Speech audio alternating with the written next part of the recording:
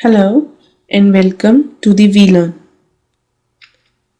This is session 4 of Sociology, Method and Technique in the Research of Sociology.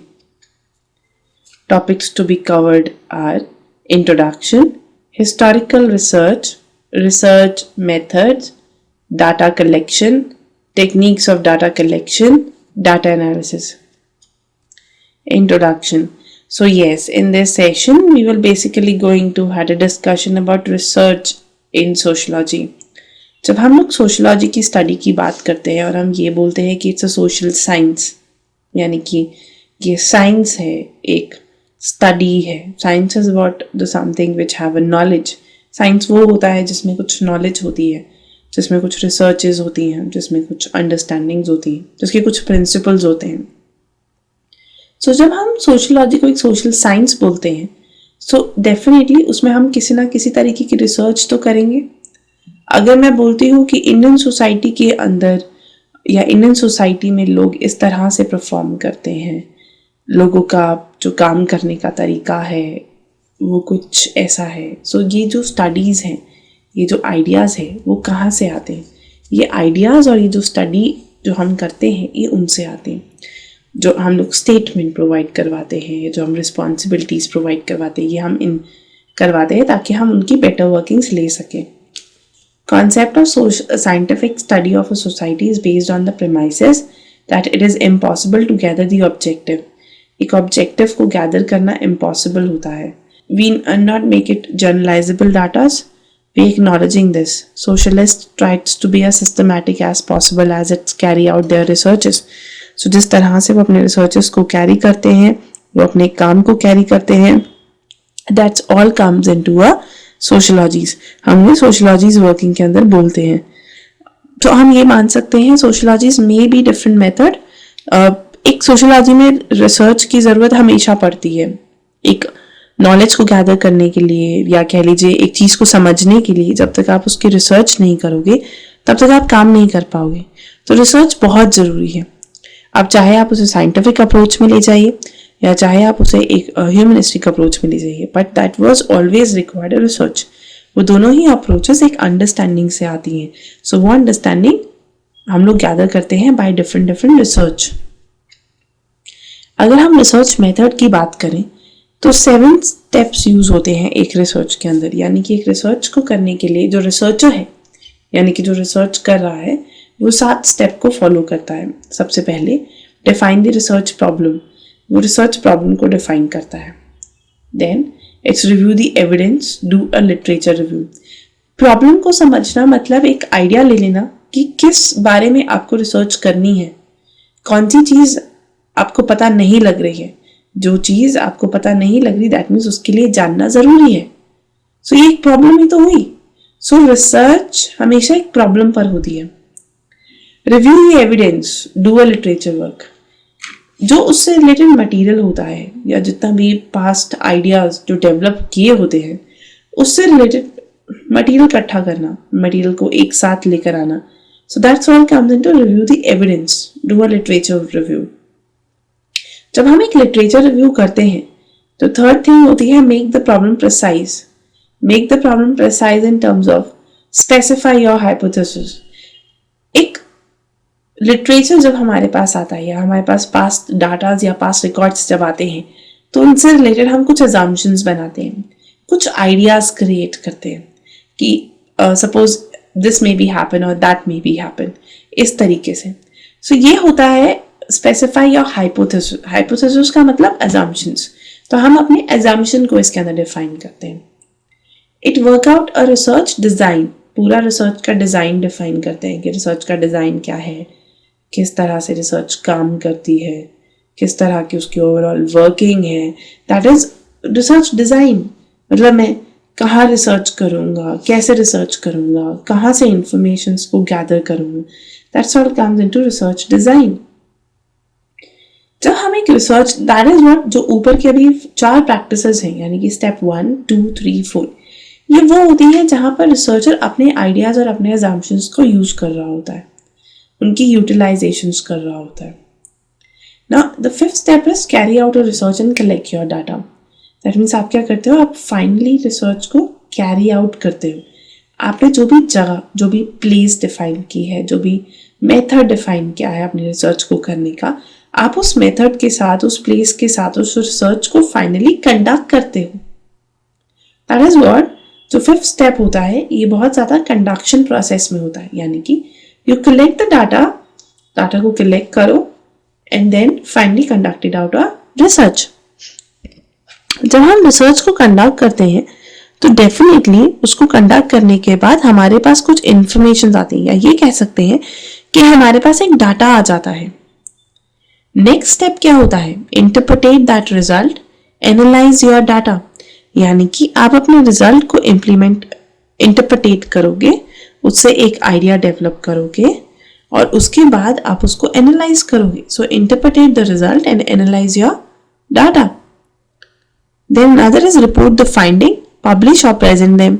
आप report की findings जो आपने analyse किया, उस डाटा से आपने जितने भी अपने काम की इंफॉर्मेशन निकाली, आप अब उस इंफॉर्मेशन को रिपोर्ट बना दोगे। So report the findings. So that's come into the processes of a research. एक रिसर्च को कंडक्ट करने के लिए रिसर्चर को इन सातों ही स्टेजेस को क्लियर करना होता है। ओके, जैसा कि historical research, we will going to have an understanding about historical research.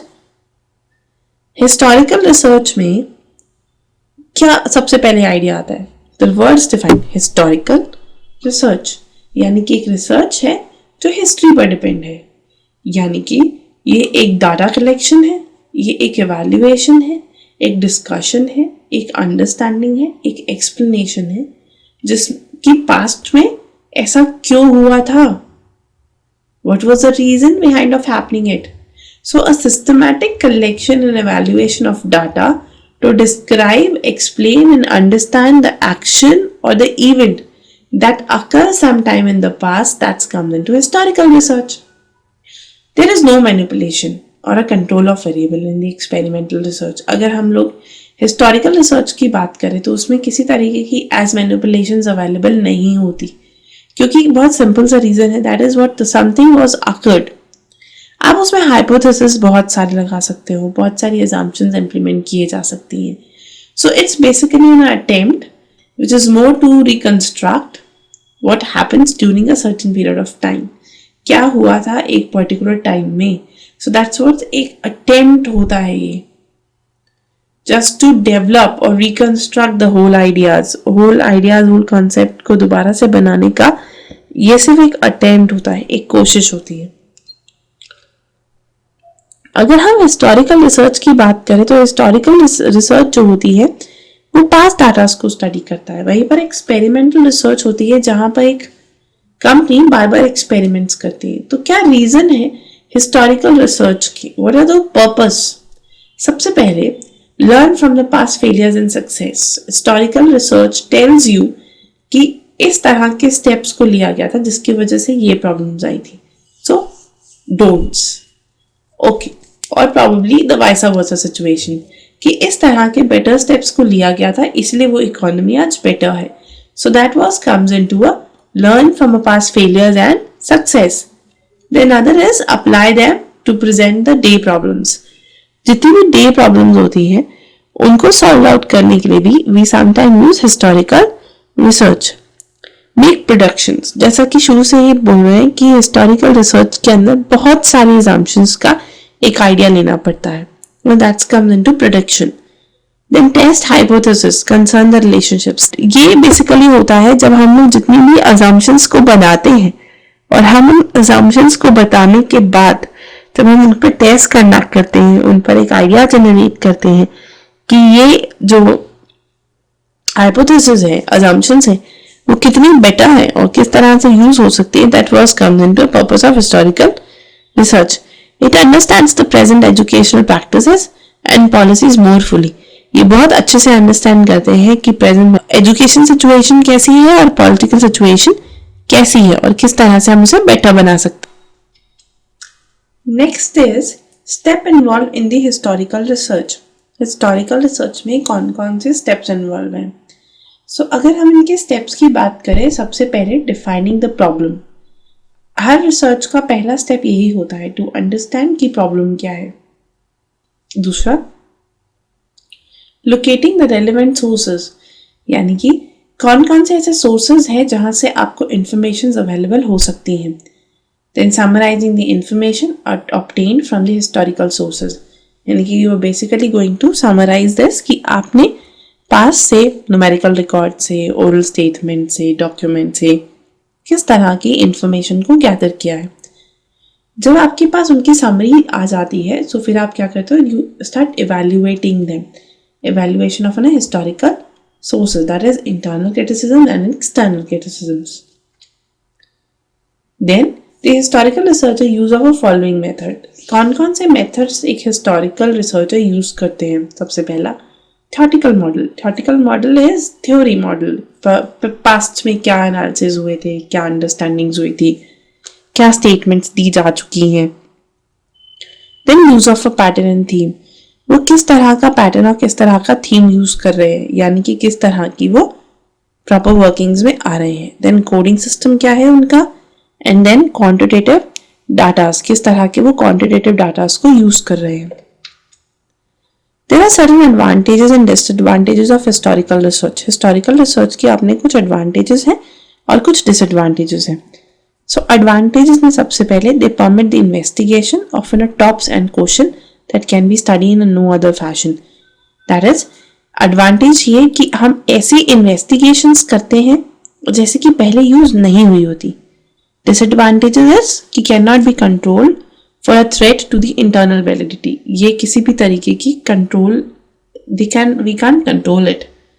Then limitations are imposed on it. Researcher cannot ensure the representations of samples also. Now there were other research methods also. Sociology के अंदर historical data के अलावा बहुत सारे research method use होते हैं। उन historical method में सबसे पहले है ethnography. Ethnography is what participants observation. जब किसी इंसान को देखकर चीजों को समझ में आए, जैसे हमारी सोशियोलॉजी के अंदर पहले सोसाइटी कैसे काम करती थी, बहुत सारे पिक्चर्स, बहुत सारे ऐसे ऑर्नामेंट्स हमें पहले मिले थे जो हमें ये बताते कि हाँ पुराने ज़माने में किस तरह के सिक्के यूज़ होते थे या सोसाइटी में वो कैसे काम करते थे। That is what the research of ethnography. Observation, वो मटेरियल्स जो अवेलेबल हुए हमें, उन मटेरियल से हमने एक अंडरस्टैंडिंग ली कि हाँ इस तरह के रिसर्चेस जो है यूज होते थे। दूसरा मेथड होता है survey. Survey method is when you basically get a idea from everyone. ये एक स्ट्रक्चर्ड रिसर्च मेथड होता है, इसमें हर चीज स्पेसिफाइड होती है कि क्या बात करनी है, कितनी बात करनी है, कितने क्वेश्चंस पूछने हैं, किस तरह के क्वेश्चंस पूछने हैं, कौन कौन से इंडिविजुअल से बात करनी है, किस तरह के लोगों से बात करनी है। अगर बहुत पुरानी आइडियाज लेने हैं तो ओल्ड पीपल से बात करनी है, आज की जनरेशन के आइडिया लेने हैं तो यंग जनरेशन से बात करनी है। दैट इज सर्वे मेथड, हमने सर्वे मेथड बुलाते हैं। सोशियोलॉजीज में basically use the experimental designs also. बहुत सारे एक्सपेरिमेंटल मेथड्स भी यूज होते हैं। एक्सपेरिमेंटल मेथड इज कि जिसके अंदर एक्सपेरिमेंट्स किए जाते हैं, डिफरेंट एक्सपेरिमेंट्स आते हैं to have a control on the society. की पहले सोसाइटी में ऐसा होता था तो अब ऐसा होता है। सोसाइटी के अंदर प्रैक्टिकल चेंजेस को देखा जाता है। एक मेथड होता है comparative and historical research. That is what कि how one society is comparative, यानी कि उस सोसाइटी की वर्किंग कैसी है। They allow researcher to understand the variations, कितनी वेरिएशंस हैं, किस तरह की वर्किंग्स हैं, सोशल फिनोमिना क्या है, टाइम और स्पेस में कितना डिफरेंस है। That's all comes into a comparative and historical researches. Research method की जब हम बात करते हैं तो अपने उसके कुछ एथिक्स एंड प्रिंसिपल्स भी होते हैं।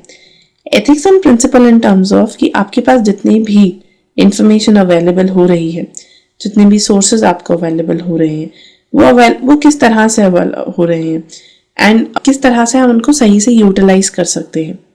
So that's come into research method ethics, because socialist are dealing with mainly in the rural people in their everyday life. We must be a very conscious in our work कि किस तरह से हम काम करेंगे, कैसे काम करेंगे। इंस्टीट्यूशनल रिव्यू बोर्ड जो है IRB, IRB is basically working for the human subject, human matters पर ज़्यादा काम करते हैं। ये देखते हैं कि किस तरह की प्रैक्टिसेस हैं, कोई ऐसी प्रैक्टिसेस तो नहीं है जो हमारी एथिकल के खिलाफ है, एथिक्स के अगेंस्ट जा रही है या हमारी सोसाइटी को हार्म कर सकती है। So that's comes into the institutional review board. Next is data collection. Data collection is again a very important area of the research. जैसा कि हमने पहले स्टेप्स में पढ़ा था कि हम एक प्रॉब्लम को आइडेंटिफाई करते हैं कि प्रॉब्लम है क्या, फिर डिफरेंट मेथड्स को यूज करते हैं। मेथड्स हमने पढ़े कि हिस्टोरिकल मेथड है, कंपैरेटिव मेथड है, सर्वे मेथड है, ऑब्जर्वेशन मेथड है। These are all different method जहाँ से हमें एक इंफॉर्मेशन या डाटा जो है वो गैदर हो सकता है। जब हम लोग डाटा कलेक्शन की बात करते हैं, सो डाटा को कलेक्ट करने के लिए हमारे पास दो सोर्सेज होते हैं। One is primary source and other is secondary source. Primary source होता है दैट इज जहां से हम खुद से रिसर्च करके कोई डाटा को अवेलेबल करते हैं, वो प्राइमरी है, नंबर 1, यानी कि ये हमने मेहनत करके बनाया। It is what complain and implementation of primary and secondary sources. Primary sources data is collected by the researcher himself. Data is gathered through questionnaire, through interview, through observations etcetera. वो क्या हो जाता है, हमारे प्राइमरी सोर्सेज में हो जाता है। वहीं पर सेकेंडरी सोर्सेज के अंदर there certain datas which are collected. किसी भी लिटरेचर, आर्टिकल, जर्नल, न्यूज़पेपर, किसी के भी इंटरव्यू या कोई ओरल स्टेटमेंट आपको अवेलेबल हुई जो आपने अपने रिसर्च में ऐड करी, वो सेकेंडरी डाटा होता है। यानी कि किसी और की रिसर्च, किसी और के आइडियाज को आप लेकर उस पर काम कर रहे हो, सो वो सेकेंडरी सोर्सेज में होता है। सो हर रिसर्च के अंदर वर्क करने के लिए दो ही तरह की कलेक्शंस होती हैं, primary source and secondary source. क्या स्टेप यूज किए जाते हैं एक डाटा को कलेक्ट करने के लिए? जो सबसे पहला स्टेप होता है that is review and combine the secondary source information. Refer to the blog ground introduction section of a report. That is a very important thing. हम सबसे पहले सेकेंडरी सोर्सेस पर काम करते हैं। Secondary source in terms of कि हमारे पास क्या क्या कैसी कैसी इंफॉर्मेशंस अवेलेबल हैं, किस तरह की, जितनी भी लिटरेचर पार्ट है हमारे पास वो कैसा अवेलेबल है, वो किस तरह से हमारे पास अवेलेबल है। So that is what secondary source. पहले इंफॉर्मेशन सेकेंडरी सोर्स से गैदर करो। जैसे ही आप इंफॉर्मेशन सेकेंडरी सोर्स से गैदर करते हो, दूसरा चीज होता है कि आपके पास कौन सी इंफॉर्मेशन नहीं आई है और कौन सी आनी बाकी है, मतलब which kind of information is lefted out. इसके लिए आपको प्राइमरी सोर्सेज में जाना पड़ता है, यानी कि आप खुद से कैसे रिसर्च करोगे, आप खुद से किस तरह के आइडियाज को जनरेट करोगे। It's a plan and design the data collection instruments to gather the primary informations. आप primary informations को gather करते हो। It's referring the idea about findings, conclusions and recommendations. यानी कि आप कौन सी क्वेश्चनर के थ्रू इंफॉर्मेशन लोगे, सर्वे के थ्रू इंफॉर्मेशन लोगे, ऑब्जर्वेशन मेथड के थ्रू इंफॉर्मेशन लोगे। उन इंफॉर्मेशन के बाद आपके पास एक हब रेडी हो जाता है, मतलब एक बहुत सारी एक group of sections of information आपके पास रेडी हो जाती है। उस इंफॉर्मेशन से आप क्या करते हो, आप डाटा को कलेक्शन शुरू कर देते हो, डाटा को डिफरेंट एरिया से कलेक्ट करके अपने पास स्टोर अप कर देते हो। But that storage is not a and point, या वो स्टोरेज ही आपकी रिसर्च को खत्म नहीं करती है। वहां से आपको उस डाटा को एनालाइज करना पड़ता है, यानी कि आपको उस डाटा को अंडरस्टैंड करना पड़ता है, इंटरप्रिटेट करना पड़ता है। So data analysis and interpretation was there. Now, कौन सी टेक्निक्स हैं डाटा कलेक्शन में? जैसा कि हमने स्टडी किया कि हमारे पास्ट रिकॉर्ड्स में जो हम इंफॉर्मेशंस नहीं मिलती हैं उन पर हम प्राइमरी सोर्सेस करते हैं, राइट? सो प्राइमरी सोर्स करने के कौन से तरीके हुए? सबसे पहले interview technique, questionnaire technique, survey technique, experimentation technique, case study technique and observation technique. सबसे पहले बात करते हैं इंटरव्यू टेक्निक। इंटरव्यू टेक्निक मतलब the effective way of gathering information. ये एक बहुत इफेक्टिव वे है इंफॉर्मेशन को गैदर करने का। At the same time involve verbal and non verbal communication both, because interview technique में क्या होता है, that person is interacting with one another, वो एक दूसरे से इंटरैक्ट कर रहे होते हैं. सो उस एक पर्सन को सामने वाले पर्सन की वर्बल और नॉन वर्बल दोनों ही कम्युनिकेशंस जो है वो दिख रही होंगी. So interview technique could be created by face to face, telephonic भी हो सकता है, मेल के थ्रू भी हो सकता है और ऑनलाइन के थ्रू भी हो सकता है. फिर बात करते हैं सर्वे टेक्निक की.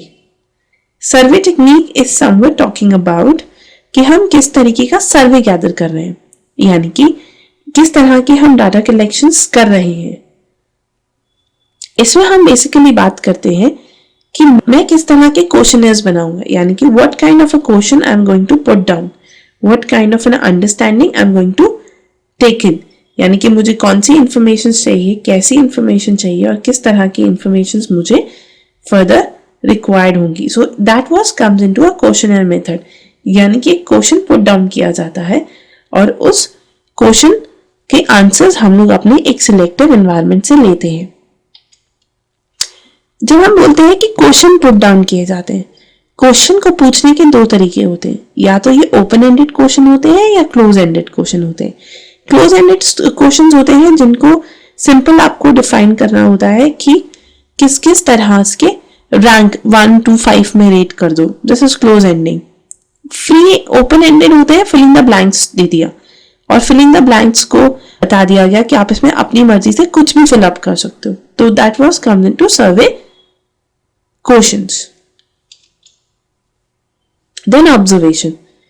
ऑब्जर्वेशन इज व्हाट, जब हम लोग किसी भी तरीके से चीजों को ऑब्जर्व करते हैं, दैट इज किसी को देखकर चीजों को समझना, वो ऑब्जर्वेशन मेथड हो जाता है. सो ऑब्जर्वेशन मेथड में हम लोग उसकी नॉन वर्बल कम्युनिकेशन पर ज्यादा ध्यान देते हैं rather than verbal communication. Then another is data analysis. Data analysis क्या होते हैं? Very important step. Yes, it's a large step, but it's a very important step in our research. जितना भी हमने different मेथड के थ्रू डाटा को collect किया होता है, उस डाटा से हमें एक एनालिसिस करने होते हैं, एक ऑब्जर्वेशंस लेनी होती है. जैसे for example, to analyze the data of a interview and observation. इंटरव्यू और ऑब्जर्वेशन से आए हुए डाटा को हम कैसे एनालाइज करेंगे? समरी शीट और चेकलिस्ट के हिसाब से. क्वेश्चनर से मिलने वाले डाटा को हम कैसे एनालाइज करेंगे? मैनुअल और एसपीएस से. वहीं पर अगर हमारे पास किसी भी तरीके का स्टैटिस्टिकल डाटा है तो हम उस स्टैटिस्टिकल डाटा को कैसे एनालाइज करेंगे? फ्रीक्वेंसी, मीन और परसेंटेज के हिसाब से. सो data analysis is one of a very important stage जिसका राइट होना बहुत जरूरी होता है, बिकॉज इसके बाद हमें एक फुल फाइनल रिपोर्ट सबमिट करानी होती है. तो report preparation is again very important, जो कि डाटा एनालिसिस पर डिपेंड होती है. Now there were certain questions which you have to do it by yourself. Very first is what is interview method. Interview method क्या होता है? And what is data collection and why data analysis is important. Data collection क्या होता है और why data analysis is important. Data analysis क्यों important होती है. So this is all about for today's session. We are winding up here. Thank you so much.